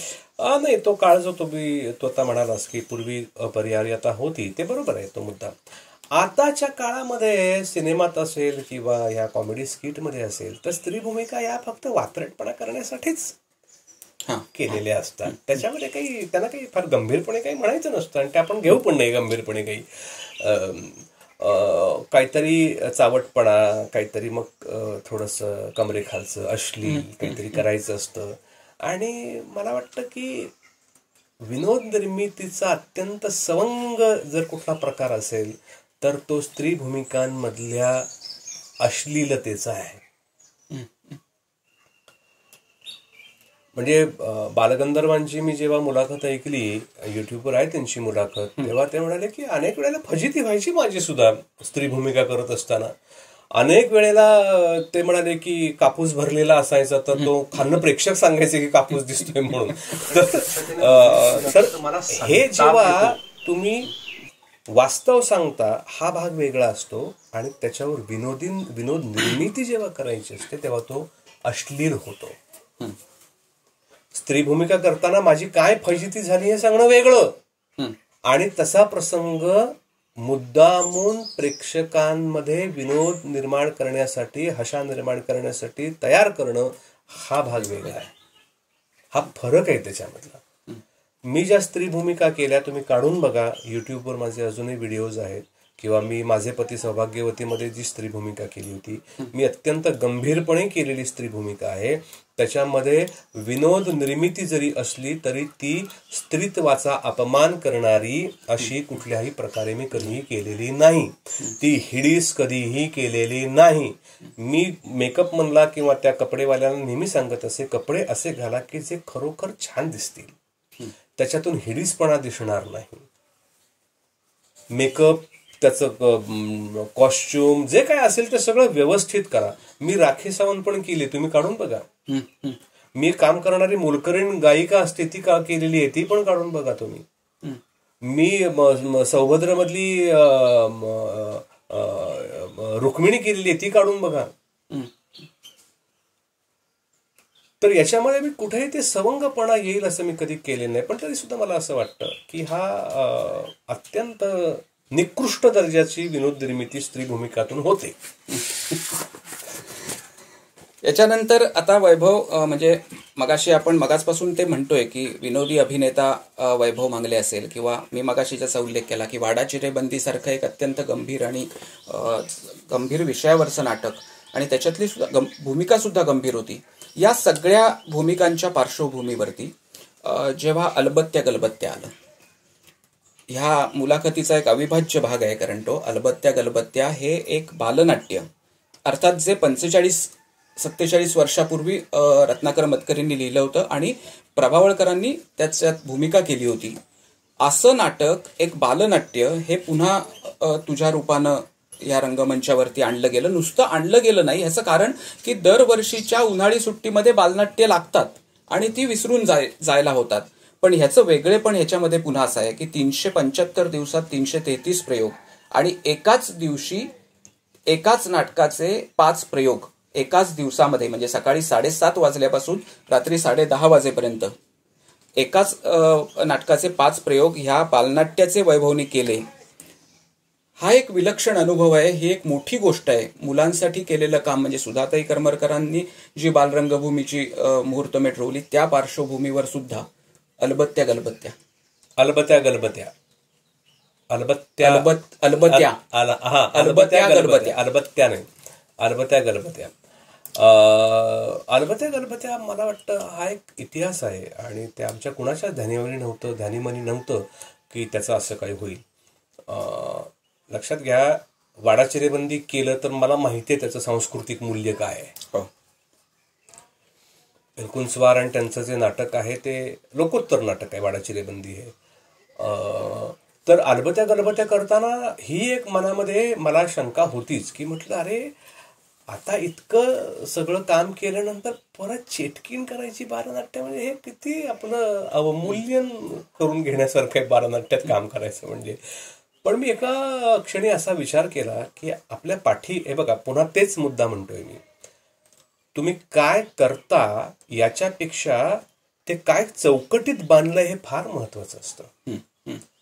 आज जर अलबत्या गलबत्या कुठल्या एखाद्या निर्मात्याने मला सांगितलं असतं करतोस का, तर मी हिंग लावून विचारलं नसतं त्याला. पण जेव्हा झी येतं तिथे, झीचा एक नाटकांचा उपक्रम सुरू होतो, त्याच्यात हॅम्लेट सारखं नाटक येतं, ते यशस्वी व्हायला लागतं, मग ते बालनाट्य करू पाहतात, आणि मग असं बालनाट्य की याच्या अगोदर ते नाव माहिती आहे सगळ्यांना, अलबत्या गलबत्या, त्याच्यात प्रभावळकरांनी काम केलं होतं, मतकरांचं एक अतिशय चांगलं बालनाट्य, ही सगळी भट्टी तयार झाल्यानंतर चिन्मय मांडलेकर दिग्दर्शन करणार, झी मराठी त्याचं प्रस्तुतीकरण करणार, राहुल भंडारे त्याचा निर्माता असणार, या सगळ्या गोष्टी जमून आल्यानंतर तुम्ही नाही म्हणणं म्हणजे नतद्रष्टपणा आहे. म्हटलं मग चेटकीण करायची तर आपण करूया, एक वेगळा रोल आपल्याला मिळेल. आणि ते जे काही उसळलं नाटक की रंगभूमीच्या इतिहासामध्ये असं नाटकच या पद्धतीने यशस्वी झालं नव्हतं. म्हणजे आम्ही 5 प्रयोग जे केले, सकाळी 7:30चा एक प्रयोग केला, 10:30, त्याच्यानंतर 1:30चा एक केला, 4:30चा एक केला आणि 7:30चा एक प्रयोग केला. पण काही लोक मुद्दामून 5ही प्रयोगाला आले होते. बापरे, 5ही प्रयोगाला, आणि ते म्हणाले की आम्हाला बघायचं होतं की तुमची पहिल्या जी एनर्जी लागतेय ती शेवटच्या प्रयोगाला लागतेय का? आणि काही लोक असं म्हणाले की अहो शेवटचा प्रयोगच सगळ्यात जास्त चांगला झाला. क्या बात आहे. तर मला वाटतं की हे कधीतरी घडतं आयुष्यामध्ये, की जसं फुबाईफू एकदाच घडतं, जसं टाइमपास 1 एकदाच घडतो, अगदी तसं मला वाटतं की अलबत्या गलबत्या सुद्धा आयुष्यात एकदाच तुमच्या येतं. पण अत्यंत विनम्रपणे त्याचं यश स्वीकारावं लागतं. अत्यंत विनम्रपणे तुम्हाला म्हणावं लागतं की हे माझ्यामुळं नाही झालेलं आहे, याच्या पाठी सगळ्या गोष्टी होत्या म्हणून झालेलं आहे. आणि प्रेक्षक आले म्हणजे असं होतं. म्हणजे मला ही पोचपावती वाटते कधी कधी. मी ना बऱ्याचदा पटकन गेटअप काढून लोकांना फोटो देत असे, आणि मुलं सगळा वयोगट 5 वर्षापासूनचा 10 वर्षापर्यंतचा वयोगट नाटक पाहायला. तर फोटो काढायला सुरुवातीला फोटो काढायला यायचं आई वडील, हे बघ ते वैभव मंगले यांनीच केली होती चिटकीची भूमिका. तर ते पोरं म्हणायचे हे नाही हा बॉय आहे, ती गर्ल होती, ती गर्ल कुठे आहे? तर नंतर माझ्या लक्षात आलं की यार आपण हा असा फोटो देऊन काही उपयोगाचा नाहीये, हा बालकांसाठी फोटो झाला. आपण त्या गेटअप मध्ये फोटो द्यायला पाहिजे. प्रयोग झाल्यानंतर जवळपास 350 ते 400 लोक उभे असायचे फोटो काढण्यासाठी. माझा जवळपास सेल्फीज काढायचो मी, कारण प्रत्येकाला फोटो काढायला दिला तर खूप वेळ जातो. या पटकन सेल्फी काढून मी त्यांना देत असे. तर मुलं जेव्हा घाबरत नाही यायला जवळ, त्यांची ती रडारड आणि बघून, तर मला वाटतं की हे त्या भूमिकेचं यश आहे. अगदी जेव्हा नाट्यगृहात माझी एंट्री होते पहिल्यांदा, ती चिटकीण येते, कमीत कमी 2-3 मुलं तरी बोंबा ठोकत बाहेर पडतात की त्यांना त्या बोंब ठोकत बाहेर पडतात. तर तिथे आपल्याला एनर्जी येते की यार हे सही झालंय, हे बरोबर झालंय. त्यातला गेटअप, त्यातली एंट्री, त्यातलं म्युझिक आणि हे सगळं ते घाबरवणं, हाच तर उद्देश आहे ना त्याचा नाटकाचा. ती चेटकीण आहे. आणि मग हळूहळू त्या चेटकिणीच्या जे प्रेमात पडत जातात. तर अनेक लोक म्हणतात की ह्या चेटकिणीला घरी घेऊन जावं असं वाटतं आपल्याबरोबर. तर मला वाटतं की हे भूमिकेचं यश आहे. नक्की. आणि म्हणजे तू आता म्हणलास त्याप्रमाणे की हे सगळं मुलांचंच जरी नाटक असलं आणि त्या मुलांवरती त्याचा प्रभाव पडत असला, तरी त्याचा प्रभाव केवळ मुलांवरती न राहता तो सुप्रिया पिळगावकरांपर्यंत सुद्धा पडला. आणि एका तुमच्या काही प्रयोगामध्ये सुप्रियाताईंनी त्या आल्या होत्या आणि त्यांनी स्टेजवर काय झालं ते असं नाही, ते सचिनजी आले होते, सुप्रियाताई आल्या होत्या, आणि काय समारंभ होता का त्यांना पुष्पगुच्छ द्यायचं होतं, तर मला आठवत नाहीये. त्या स्टेजवर आल्या आणि मग अचानक त्या ती लाव ना ती स्टेप आहे ती किती ग बाई मी हुशारवाली. तर मग त्यांनी ते किती ग बाई मी हुशार माझ्या बरोबर तिकडे केलं. तो प्रसंग आहे त्याचा. तसंच ह्या नाटकाच्या जशा उत्तम आठवणी आहेत, आता आपण बोलताना त्याचा उल्लेख झाला, तशीच एक वेगळी आठवण पण आहे की ह्याच नाटकाच्या दरम्यान तुझी प्रकृती बिघडली आणि तू त्या रंगमंचावरतीच पडला होतास का? की प्रयोग संपल्यानंतर? आपल्याकडे समाज माध्यमांचा एक जो चिटवळपणा असतो की काहीही शहानिशा न करता बातमी पहिली सोडायची, आणि आमच्या चॅनलवर कशी बातमी दिसली ब्रेकिंग न्यूज, त्या टाईपमध्ये होतं. काही नाही, काय झालं तेव्हा प्रयोग खूप चालू होते. मे महिन्याचा सीझन होता सगळा, सांगलीत प्रयोग होता. त्या दिवशी 42 तापमान होतं, आणि ते घाटावरचं तापमान, जिकडे कोरडं हवामान असतं, आणि तिथे तुम्हाला स्ट्रोक येतोच. आणि मला जाणवत होतं की मला भयंकर उकाड्याचा त्रास होतो. त्यात त्या विष्णुदास भावे थिएटरमध्ये सांगलीच्या काही AC नाही, व्हेंटिलेशनची काही सोय नाही, पाठी पंखे लावले होते तर लोकांना आवाज पोचत नाही म्हणून ते पंखेही नंतर बंद केले होते. आणि नाटक संपायला अक्षरशः 10 मिनिटं असताना मी माझ्या सहकलाकारांना म्हटलं, मला ना जरा गरगरल्यासारखं होतंय रे. आणि त्याला मी असं सांगेपर्यंत मी दुसऱ्या मिनिटाला पडलोच खाली तिकडे. पण ते सफोकेशन झालं होतं मला, कारण तो गेटअप इतका हेवी आहे, असे सगळे केस आहेत तिथपर्यंत, आतमध्ये इतकं गरम होत असतं, तो कम्प्लीट झगा आहे त्या चिटकीणीचा वरपासून खालपर्यंत, तर त्याच्या आतमध्ये इतकं उकडत होतं मला आतमध्ये, आणि डिहायड्रेशन आणि सफोकेशनमुळे मला चक्क झाली. तर त्या सगळ्यांनी हृदयविकाराचा तीव्र झटका येऊन रंगमंचावर कोसळले. म्हणजे इथपर्यंत गेले की दुःख निधनापर्यंत बातम्या पोचवल्या लोकांनी. म्हणजे ह्या चिटवळपणा, ह्याला दुसरं काही तुम्ही म्हणूच शकत नाही. म्हणजे मी हॉस्पिटलला पोचेपर्यंत बातमी आली होती. विष्णुदास भावे ते जे हॉस्पिटल होतं ते अक्षरशः 10 मिनिटाचं अंतर होतं. त्याला म्हटलं सलाईन लावायला, कारण ते डॉक्टर आले, 1-2 होते तिकडे. ते म्हणाले त्यांना सफोकेट झालंय खूप आणि त्यांना डिहायड्रेशन झालंय, तर तुम्ही त्यांना पटकन सलाईन लावलं पाहिजे. हॉस्पिटलला नेईपर्यंत बातमी तिकडे मी पाहतोय, तिकडे मला स्ट्रेचरवर तीव्र हृदयविकाराचा झटका. म्हटलं मला पहिल्यांदा फोन द्या आधी, म्हटलं बायकोला आधी कळवतो, नाहीतर तिला अटॅक यायचा तिकडे.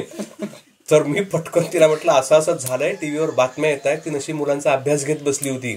ती जर टीव्ही समोर असती आणि जर तिला हे कळलं असतं, विचार करा ना तुम्ही. स्वाभाविक आहे. तुम्ही विचार करून बघा घरच्या माणसांचं काय होईल अशा वेळेला.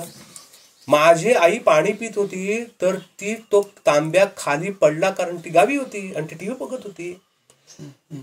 ती खाली तिला कांदे लावायची वेळ आली, तिचा तांब्या खाली पडला आणि ती अशीच पडली पाठच्या पाठी.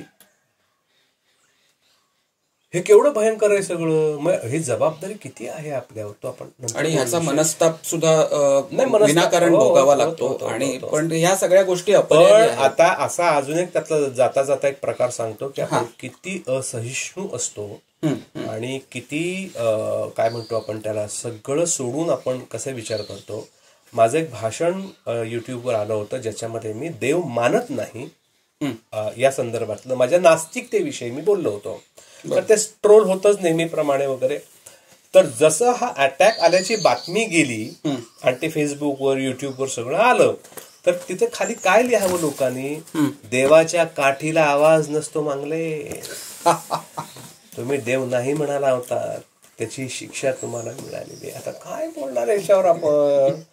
असो वैभव, अभिनयाकडून बाकीच्या आणखीन काही गोष्टींकडे जातोय, पण ते जाता जाता फक्त एक शेवटचा प्रश्न विचारतो आणि पुढे जातो. याचं कारण, हा प्रश्न विचारायचं मुख्य कारण असं की तू दोन्ही प्रकारच्या भूमिका केल्यास, विनोदी पण केल्यास आणि तितक्याच सशक्तपणे तू गंभीर भूमिकाही केल्यास. मला नेहमी असं वाटतं की लोकांना रडवणं सोपं असतं पण लोकांना हसवणं खूप कठीण असतं.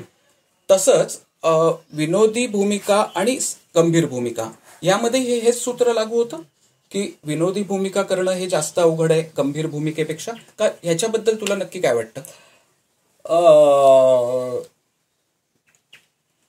एक लक्षात घ्या, ज्या नटाचं टायमिंग चांगलं असतं ना, तो नट आपल्याला आवडतो. मग तो गंभीर असेल किंवा तो विनोदी भूमिका करणारा असेल. ज्याचं टायमिंग चांगलं. आता टायमिंग तुम्हाला कुठून मिळतं? टायमिंग गाण्यातनं मिळतं, टायमिंग चित्रकलेतनं मिळतं, लय कुठून मिळते? तालातनं मिळते, संगीतातून मिळते. ज्या कुणाचं बोलणं ऐकत राहावं असं वाटतं, जो लयीत बोलतो, वाक्यांमध्ये आघात कुठे असतात, त्या माणसाचं बोलणं आपल्याला अरे काय सुंदर बोलतो, ऐकत राहावं असं वाटतं. का? कारण त्याच्या त्या बोलण्यामध्ये एक लय असते आणि स्वरांचे लगाव असतात. कुठला शब्द कुठल्या इंटेन्सिटीनं कसा बोलला गेला पाहिजे याचं त्याला ज्ञान आहे, त्याचं बोलणं आपल्याला ऐकवतं. कीर्तनकार का बोलताना ऐकत राहावं असं वाटतं? संगीत असतं. ज्याच्या बोलण्यात संगीत आहे तो नट आपल्याला आवडतो.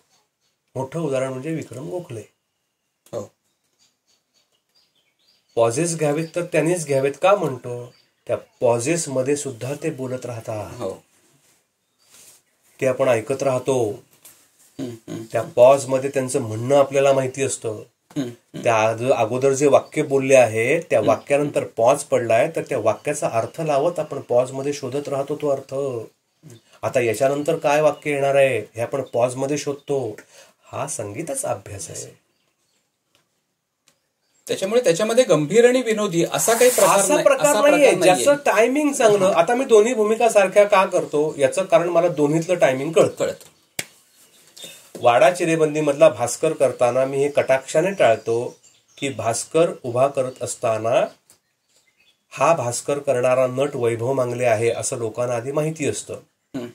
ते सुरुवातीची 5 मिनिटं बघत राहतात. हा कुठे विनोदी हालचाल करतोय का, विनोदी टायमिंगने डायलॉग बोलतोय का. जर याने विनोदी टायमिंगने डायलॉग बोलला तर आपल्याला हसायचंय असं ते ठरवून आलेले असतात.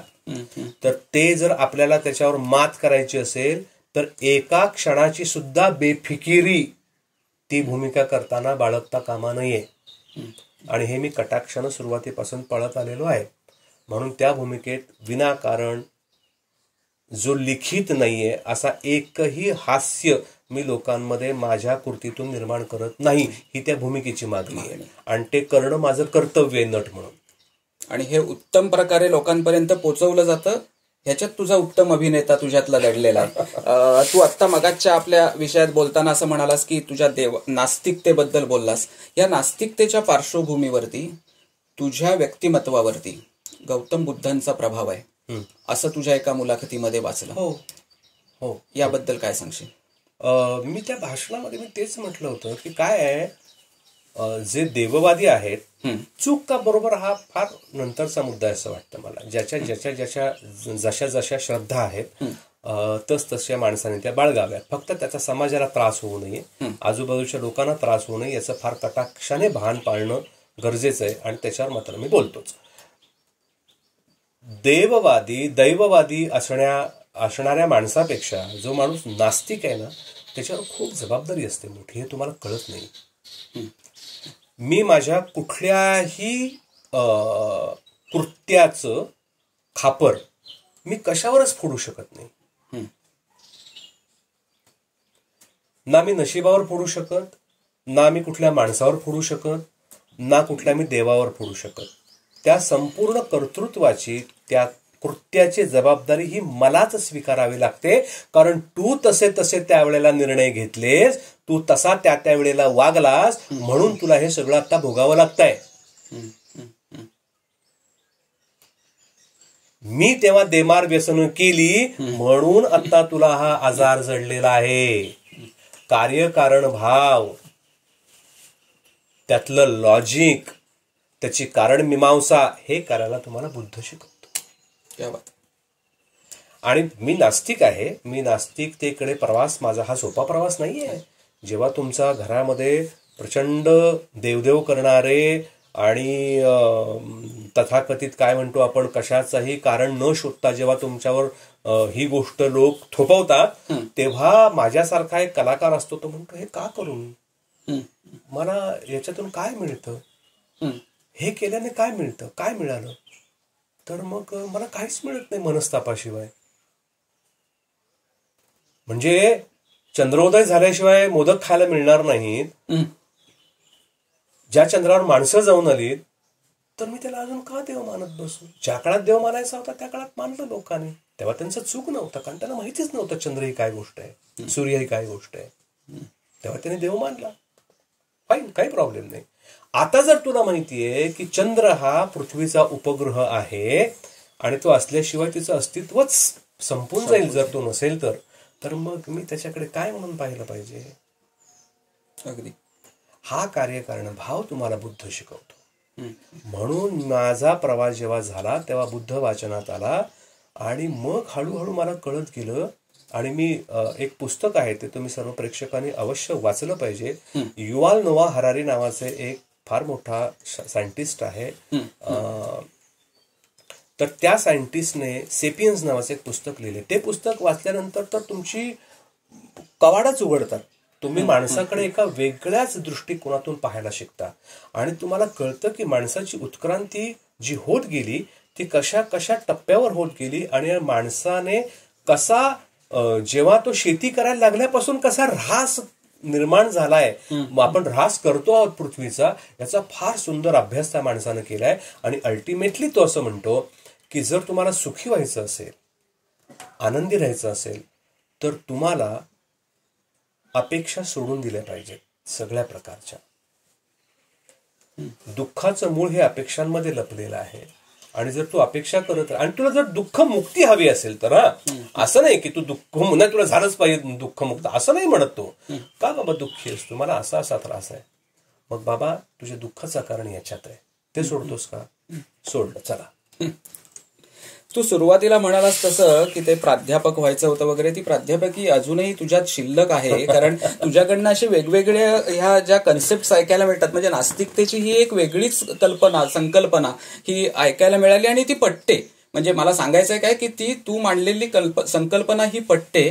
पण अशाच अजून एका तुझ्या तत्वज्ञानाबद्दल फक्त विचारायचंय आणि ते म्हणजे आनंद कमवायचा असेल तर भौतिक सुखाचा त्याग केला पाहिजे असं म्हणणारा वैभव मागले. माझी भौतिक गरज म्हणजे BMW गाडी घेणं आहे असं पण म्हणतो.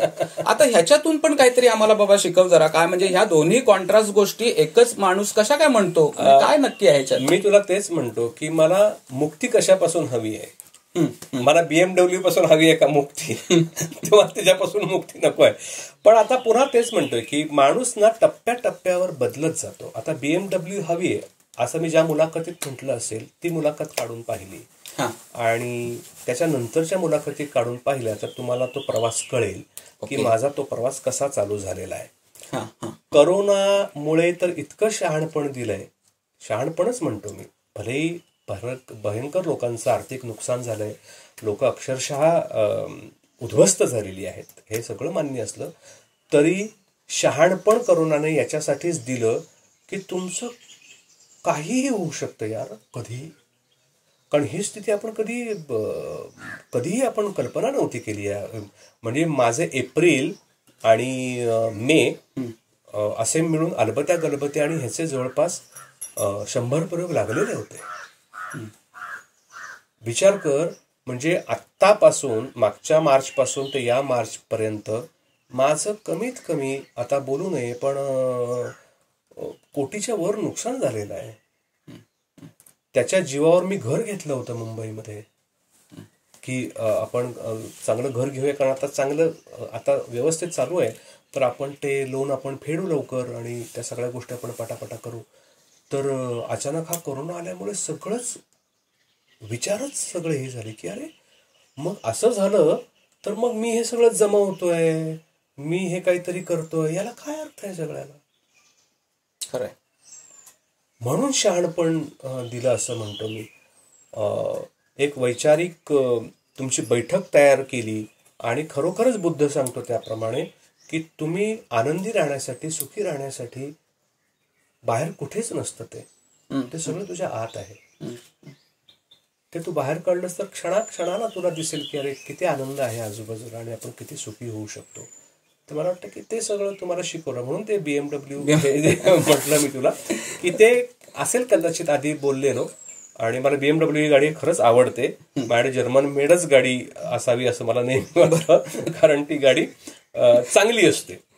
आता कोरोनाचाच विषय आता आला होता म्हणून कोरोना काळात खोट्या लोकांनी तयार केलेल्या भंपक दिमाखापासून मी लांब राहायला शिकलो, असंही तत्ववेत्ते वैभव मांगले म्हणले एका ठिकाणी. म्हणजे काय भंपक दिखावा? म्हणजे एक लक्षात घ्या, इथे कोरोनामुळे इतके लोक बेहाल आहेत आणि तुम्ही रेसिपीज करून टाकताय. आज आम्ही घरात हे बनवलं, आज आम्ही घरात ते बनवलं. मला असं म्हणायचं नाही की ते तुम्ही बनवू नका, तुम्ही ते जरूर बनवा, खा वगैरे. त्याचा दिखावा का करायचा आहे? अगदी खरंय. म्हणजे मी चित्रपण जी टाकली तर मी लॉकडाऊन मध्ये माझा विरंगुळा काय निर्माण केलाय, त्याच्यामध्ये लोक असं नाही म्हणत की इथे आम्हाला अन्नधान्य आणायला आमच्याकडे वानवा आहे आणि तुम्ही हे पदार्थ टाकताय, ते पदार्थ टाकताय. हा जो समाज माध्यमांमध्ये जो दिखावा आलाय ना की आज आम्ही घरात असं केलं आणि आम्ही तसं केलं आणि आम्ही हे केलं ते केलं, तर मला वाटलं की हे याच्यातून कधी बाहेर पडणार आहोत आपण? ह्या सगळ्यातून परिस्थिती कधी समजून घेणार आहोत? जे UPला चालत गेलेले हजारो कामगार होते, चालत गेले ते, तर तुम्ही त्यांच्याविषयी एकही पोस्ट टाकली नाही. त्यांच्याबद्दल काय वाटतं हे सांगणारी एकही पोस्ट टाकली नाही. तुम्ही विनाकारण, काही कारण नसताना तुम्ही घरामध्ये इतकं धान्य भरून ठेवलं की त्याच्यामुळे बाजारामध्ये धान्य टंचाई निर्माण झाली. हे काय वागतो होत आपण? हे कशा, म्हणजे तुम्हाला पैशाने तुमच्याकडे जो एक सूज आली आहे तुम्हाला एकूणच बौद्धिक आणि सगळ्याच गोष्टीची, ती कशी कमी होणार आहे? मग आपण बोललो की हा फार शाळा समजतो स्वतःला, ह्याला काय जाते बोलायला, हे तुम्ही हे समजूनच घ्यायचं नाहीये तुम्हाला. जे देववाल्या लोकांचं होतं ना की मी तुम्हाला समजून सांगतोय पण तुम्हाला समजूनच घ्यायचं नाहीये. त्यांना असं वाटतं की नाही शिक नास्तिक आहे, चल ते काय मला सांगू नकोस, तू ऐकूनच घेत नाहीस मी तुला काय सांगतोय ते तसं हे सगळं समाज माध्यमांचं सुद्धा तेच झालेलं आहे. अगदी म्हणजे या मुलाखतीच्या समारोपाकडे येताना वैभव मांगलेंचे अनेक पैलू आपण, गायक, चित्रकला, अभिनेता, तत्वज्ञान देणारे एक छान प्राध्यापक, असे सगळे पैलू आपण पाहिले. पण जिथपर्यंत ते काय समजलाव ते होत नाही ना, तिथपर्यंत वैभव मंगलेंची मुलाखत पूर्ण नाही होत. वैभव, ह्या सगळ्या पार्श्वभूमीवरती जेव्हा म्हणजे अक्षरशः ना, आत्ता ह्या ज्या आत्ता समाज माध्यमांचा उल्लेख केलास किंवा ह्या सगळ्या कोरोनाच्या काळामध्ये प्रत्येकजण कवी झाला होता, प्रत्येकजण गायक झाला होता आणि प्रत्येकजण आपापलं काहीतरी पोस्ट अगदी रोजच्या रोज त्या अशा आदळत होत्या. एक कविता म्हणणं तुला सांगू का, कविता म्हणून दाखवणं याच्यासारखं थुथरट काही नाही. कोणीतरी एक लिहिलेली कविता असते त्या लेखकाची, आपण ती फेसबुकवर काहीतरी म्हणून टाकतो आणि आविर्भाव असा की बघा मी काय तुमच्या समोर प्रसवलंय. अरे काय आहे ते, पण ती सुद्धा शुद्ध नाही म्हणता येत अनेक वेळेला. आणि त्या कवीचे आत्मे तळतळत असतील स्वर्गामध्ये असं म्हणायची वेळ येते. अशा परिस्थितीत ज्याला एक भाषा शुद्ध नीट बोलता येत नाही, त्यावेळेला तू तर 3-3, 4-4 बोली भाषांवरती सुद्धा प्रभुत्व मिळवून राहिलास. बोलीभाषा मला वाटतं हे महाराष्ट्राचं नाही, संपूर्ण आपल्या देशाचं संचित आहे असं वाटतं मला. अगदी. कारण बोलीभाषांमध्ये जी शब्दसंपदा आहे किंवा त्यातले जे विशिष्ट शब्दप्रयोग असतात ते अचानक नसतात आलेले कुठून. ते तुमच्या आया, तुमचे पणजे, खापर पणजे, ते तिथपासून ते चालत आलेलं असतं. म्हणून मला वाटतं की ती बोलीभाषा हे केवढी मोठी संपत्ती आहे आणि आपण त्याच्याकडेच करंटेपणाने दुर्लक्ष करतो, त्याला अवमानित करतो. मुंबई पुण्यामध्ये तर ग्रामीण बोलणाऱ्या माणसाकडे तुच्छतेने बघितलं जातं तर मला संताप येतो. आणि पाणी हा त्याचा संस्कार आहे. अगदी. हा, अर्थात त्याला नाटकात किंवा ह्याच्यात काम करताना त्याला ते प्रमाण भाषेत जर असेल तर ते बोलताच आलं पाहिजे.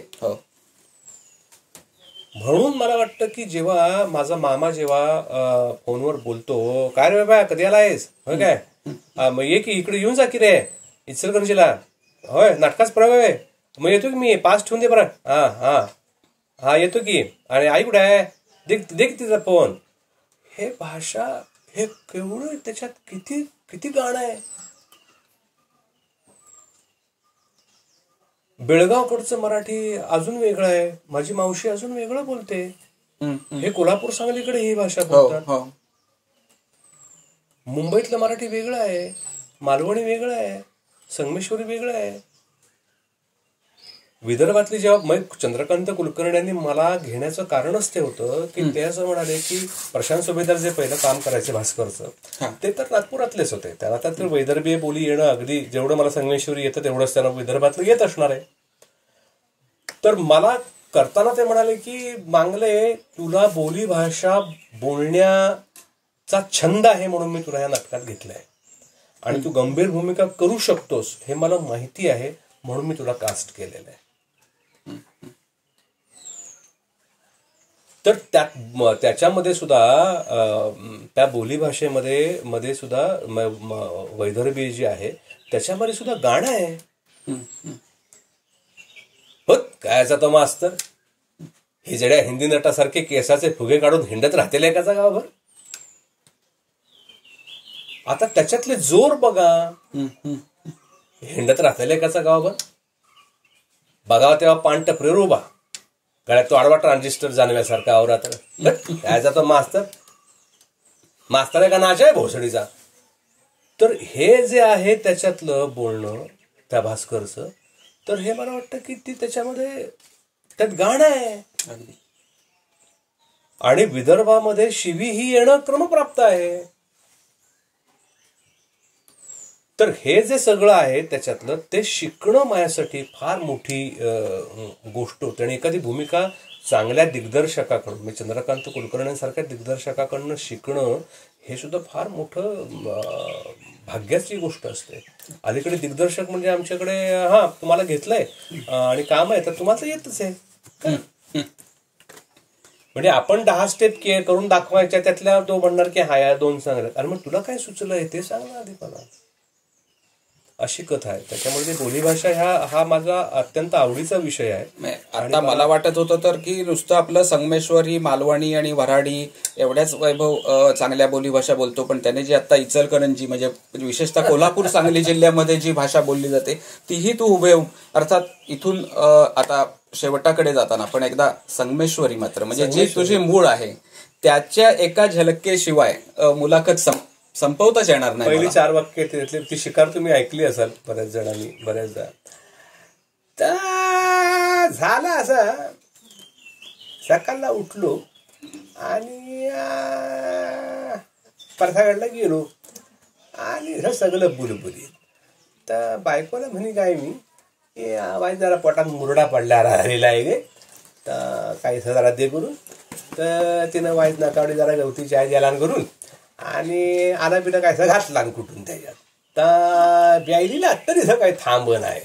परत मुरडा पडल्यावर का झालं, परत गेलो टमरेल घेऊन, तर परत बुलबुलीत तसं झालं. मग आला परत निजलो मग 10च्या टायमाला उठवला आणि बोंबील भाजून द्याला आणि एवढा मग खिमटी द्याला वाजदारा करून तर खाल्ली आणि परत निजलो, परत उठलो, परत मुरडा पडला झाला, परत गेलो तर परत सगळं बुलबुलीत.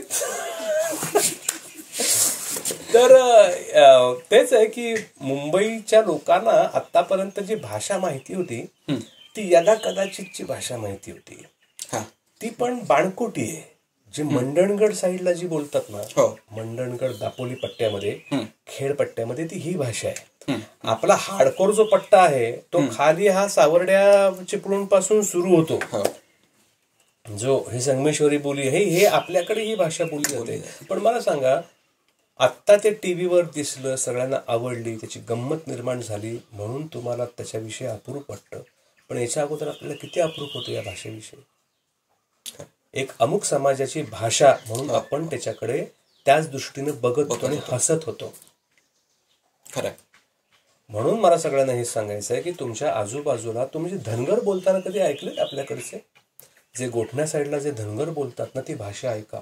वेगळीच भाषा आहे, वेगळंच बोल. मराठीच आहे ती, पण ती वेगळीच आहे. त्याची जपणूक का नाही करत? म्हणजे मला कलांगणच्या निमित्ताने असं सांगायचं आहे की इथे की तुम्ही अशा ज्या आपल्या पट्ट्यामध्ये अनेक प्रकारचे मुसलमानी जी मराठी आहे, जी चिपळूण आणि या ज्या परिसरामध्ये बोलतात, ती मराठी ते एकदा तुम्ही रेकॉर्ड करून त्याचं ठेवलं पाहिजे. त्याचं कुणाला पाहिजे असेल ऐकायला काय भाषा असते ही, कारण ती ही लुप्त होणार आहे भाषा. मी तुम्हाला सांगतो, आता मी जी भाषा बोलतोय ही आपल्या समाजात आता आजूबाजूला लोक बोलत नाहीत, कारण त्यांना ते अपमानास्पद वाटतं. आपण ही भाषा बोलतो म्हणजे आपण गावंढळ आणि हे लोक आपल्याला हसतात म्हणून ती भाषा आपण बोलत नाही. म्हणून आता ही भाषा बोलणारे लोक उरलेले नाहीत. आता अजून एक आपला दुर्दैवाचा भाग नाही म्हणणार, पण एक गोष्ट सांगतो. जसं आपल्याकडे नाहीये, मालवणात गेला, सिंधुदुर्गात गेला तर तिथे सगळ्या प्रकारच्या समाजाचे लोक फक्त मालवणीच बोलतात. हो. आपल्या जिल्ह्यात तसं नाहीये. आपल्यामध्ये प्रमाण भाषा बोलतात.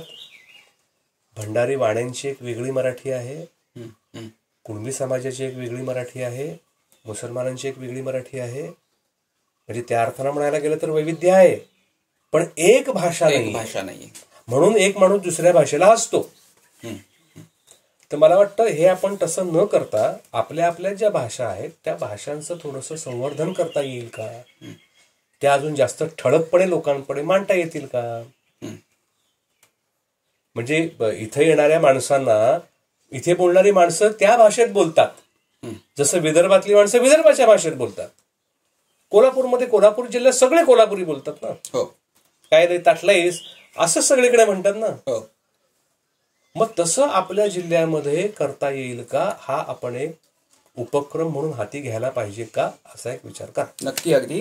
आणि आता तू जसं म्हणालास की ती एक खंत आहे की ह्या बोलीभाषा आता इथून पुढे लोप पावतील की काय, आणि त्या पुढच्या पिढीला ऐकायला तरी येतील की नाही, ही खंतही नक्कीच याचा विचार केला पाहिजे. आणि या मुलाखतीच्या निमित्ताने आता तू जी सूचना केलीस त्याचा आम्ही नक्की विचार करू या बोलीभाषांचं रेकॉर्डिंग करून म्हणा किंवा त्याचं एक प्रकारे संवर्धन करण्यासाठी जे काही आपल्याला प्रयत्न करता येतील ते कलांगण संगमेश्वरच्या माध्यमातून आपण करण्याचा नक्की प्रयत्न करू.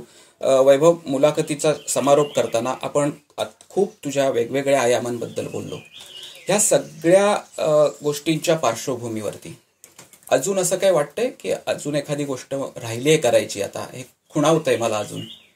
नाही, खूप असतं. खरं सांगू, मी हा कधी विचारच नाही करत की आपल्याला हे करायचं, आपल्याला ते करायचंय.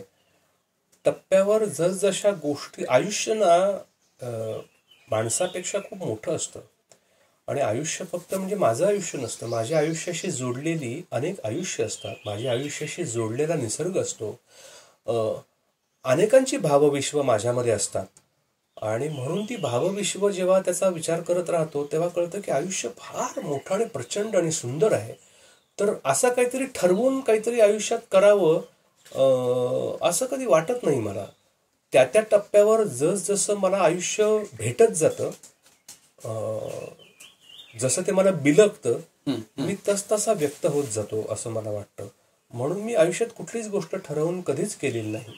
मुंबईत जाण्यापासूनची नाही, गाणं नाही, चित्रकारिता नाही, काहीच नाही ठरवून केलेलं नाही.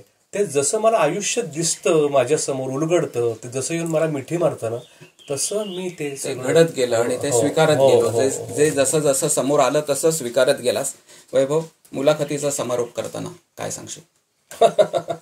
मुलाखतीचा समारोप करताना काय सांगू तुम्हाला? आणि सांगितलं तर तुम्ही ऐकणार थोडी जात. सांगणं वगैरे काय नाहीये. आता मी जे सगळं बोललो मुलाखतीमध्ये, मला वाटतं तेच आहे. एक फार प्रामुख्याने गोष्ट मला वाटते आणि ती समाजामध्ये आपल्या फार नाहीच आहे म्हणा, किंवा त्याच्याविषयी आपण विचार करत नाही. आणि फार एक महत्वाची गोष्ट अशी आहे, सौंदर्य हे मूल्य म्हणून संवर्धित करण्याची गोष्ट आहे. क्या बात आहे. जे आपल्या समाजामध्ये प्रचंड लॅकिंग आहे, त्याचा अभाव आहे आणि लोक हे करत नाहीत. आणि सौंदर्य हे मूल्य संवर्धन करण्यासाठी चांगल्या शिक्षकांची, चांगल्या पालकांची नितांत गरज आहे असं वाटतं मला. आणि ते मूल्य म्हणून शिकवलं गेलं पाहिजे. म्हणजे काय, प्रत्येक गोष्टीमध्ये एक एस्थेटिक्स असतं, एक सौंदर्य असतं, तर ते तुम्हाला शोधायला शिकवलं पाहिजे. म्हणजे मग तुम्हाला ते सौंदर्य आपल्या आतमध्ये सुद्धा घालण्यासाठी, ते झिरपण्यासाठी मदत होते. किशोरी ते नुसतं गाणं म्हणत नव्हत्या, त्या सुंदर रांगोळी पण काढत होत्या. त्यांना नाटकं बघायचा पण छंद होता. त्या सिनेमे बघायच्या, चांगले चांगले सिनेमे जाऊन बघायच्या. त्यांना खूप चांगल्या सुंदर रंगाच्या साड्या फार आवडायच्या, काठापदराच्या. आणि त्यांचे रंग, त्यांच्या साड्यांचे रंग, एक आहे माझ्याकडे, त्यांचा एक रुमाल आहे आणि एक साडी आहे त्यांची माझ्याकडे. तर मला वाटतं की त्याच्यातून ते सौंदर्याचं मूल्य जेवढं तुम्हाला समजत जाईल, जेवढं ते त्याची उपज होत राहील ना, तेवढे तुम्ही जास्त सुंदर बनत जाता.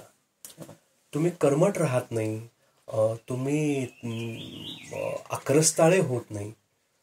आणि भलेही झालात तरी तुम्हाला तो एक सौंदर्याचं मूल्य जे तुमच्या आतमध्ये आहे ना, ते तुम्हाला शांत करत राहतं. तर मला हेच तुम्हाला सांगायचं आहे. आता म्हणजे काय हे आपण पुढच्या सेशनला कधी तुम्हाला सांगेन मी. पण मी काय सांगतो एवढं लक्षात घ्या की सौंदर्य हे मूल्य तुमच्या आयुष्यात असलं पाहिजे. रोज म्हणजे फ्रेग्रन्स, साधी गोष्ट आहे, सुवास. मला परफ्यूम वापरल्याशिवाय माझा दिवसच जात नाही. मला परवडतं म्हणून मी वापरतो असं म्हणाल तुम्ही. अत्तर असतात साधी साधी, पण त्याच्यामध्ये सुद्धा एस्थेटिक्स आहे. ते राहू दे. जाता येता कधी थांबून गुलाबाचा एक फूल फुललं तर त्याचा कधी वास घ्यावासा वाटतो का? हे सौंदर्य मूल्य आहे. एखादी बाई पेहराव करून छान आलेली असते, एखादा माणूस पेहराव करून आलेला असतो आणि असं वाटतं की काय कॉम्बिनेशन केलं यार, किती सुंदर. त्या माणसाला जाऊन सांगावं असं वाटतं मला, आज तुझं खूप छान, तुझं सगळं कॉम्बिनेशन. हे सौंदर्य मूल्य आहे. तर हे छोटे छोटे जे गोष्टी आहेत सौंदर्यातल्या, तर त्या तुम्ही संवर्धन करा, म्हणजे मग तुमचा बघण्याचा दृष्टिकोनही सगळ्या गोष्टींकडे बदलतो आणि तुम्ही जास्त सुंदर बनता. म्हणजे काय हे पुढच्या सेशनमध्ये बघू असं वैभवने सांगितलंय आणि त्याच्यामुळे कलांगण संगमेश्वर आपली पुन्हा एकदा नक्की वाट बघेल.